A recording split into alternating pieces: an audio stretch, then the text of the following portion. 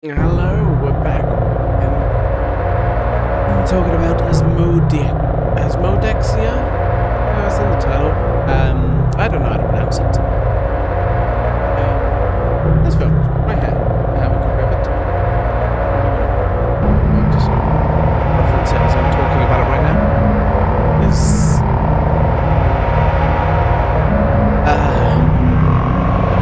another just kind of know.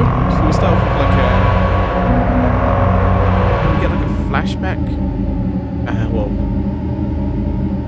Yeah, we get some like video footage, which is a flashback of like this mother giving birth, with her sister and this priest who is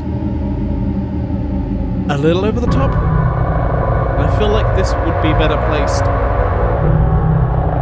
later on in the film. I feel like this movie kind of gives away all of it. Like, it gives away all the plot, you know? Whereas, like, basically, there's, like, bits that come up, like, during the film, it's like, oh, it's, like, 4 days before, basically, the end times, whatever, like, the term, it's just like, oh, okay. You're kind of just giving it away what's gonna happen, really, aren't you? There's almost, like, no suspense.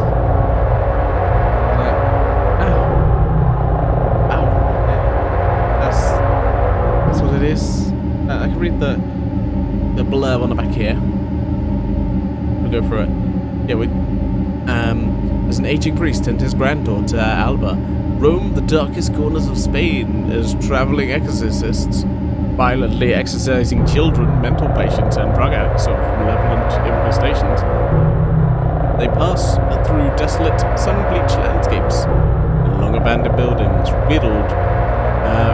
ridding the affected of this unholy epidemic, while counting down the days to a mysterious resurrection. Pursued by a cult with a shadowy agenda, the duo discover that a mystery from Alba's past may hold the key to salvation, or open the door to an unspeakable evil. Basically, she's the Antichrist. Spoilers. Don't watch this. I'm just saying, it's just... So... yeah, like I said, there's a whole bunch of like different exorcisms that kind of happen with this priest and Alba, and yes, reference to Alba is basically the one who's the one who was being basically born at the start of the film. It's just like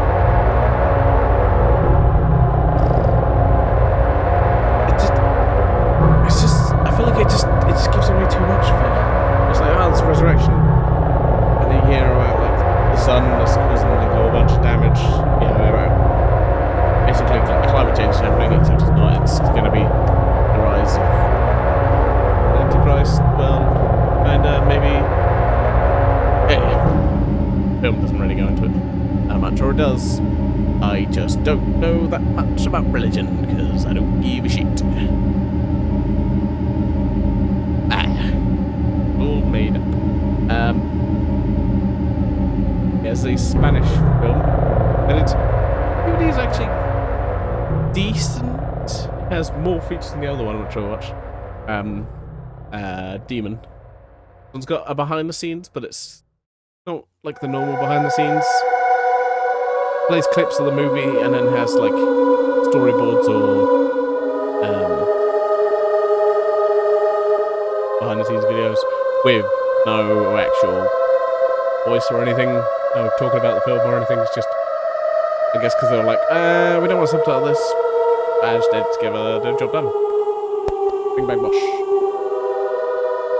One thing I did have a quick peek at, which I do actually kind of want to watch at some point. I don't know if I will.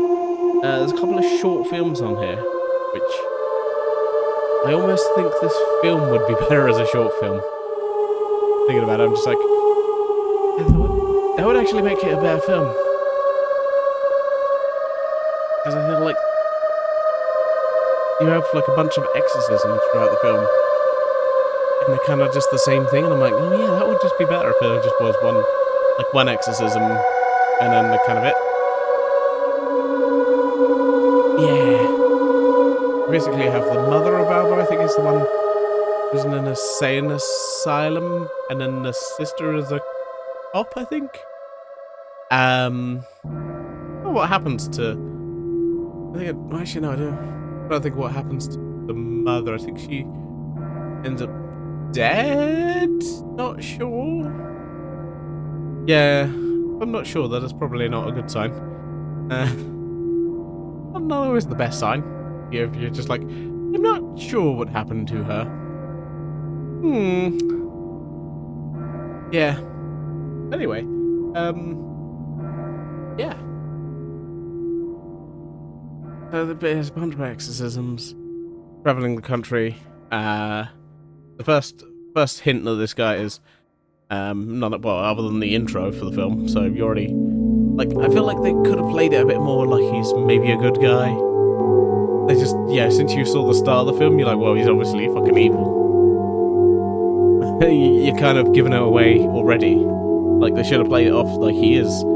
Yeah, this good priest who's going around doing exorcisms, but you already have the intro where it's obviously explained he's not. Like, okay, well that's that.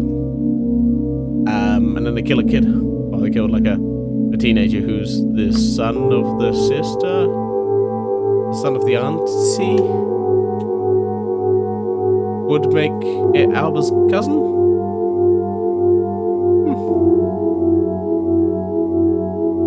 Anyway, just ignore that.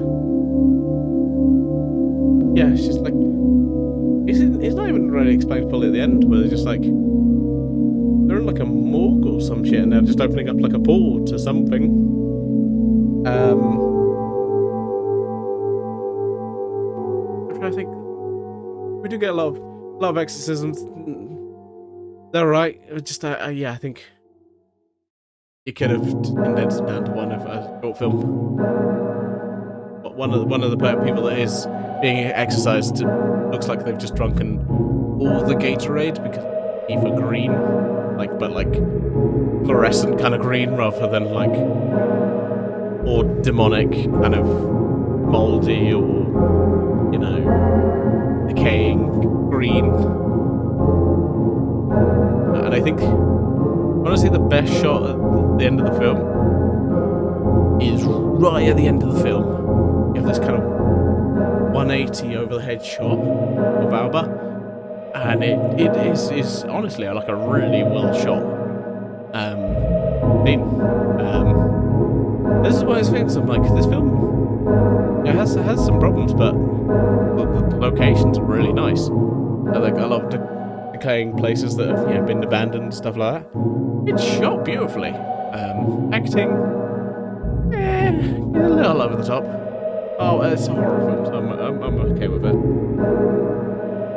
Yeah, it looks good. I don't know what the budget is, but it looks pretty good. Like everything good. It's just I feel like it gives away its plot already. You're just like, oh, okay. This guy's clearly evil. Moving on. Yeah, with the whole 3 days of the resurrection, well, that's never fucking Jesus, is it? So, the world is clearly going to shit. Admittedly, I don't know if Jesus, I'm back, and I'm pissed. Jesus comes in with a shotgun. You bastards. Think I don't exist? Q, I'ma kill you. I don't know, this is my new pitch for Passion of the Christ 2.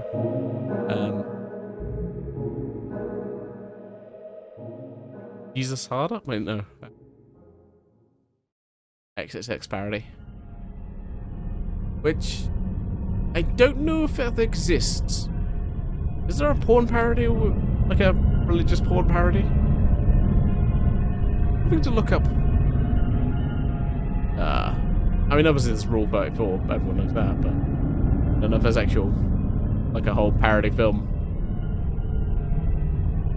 Investigate. But yeah, it looks right.